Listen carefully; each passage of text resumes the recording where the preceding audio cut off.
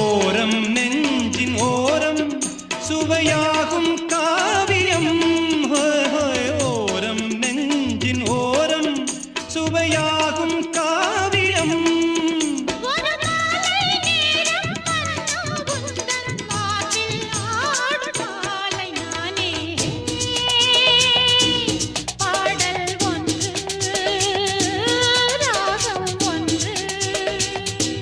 சேரும் போது அந்த கீதம் அதை மீண்டும் மீண்டும் கேட்க தோன்றும்.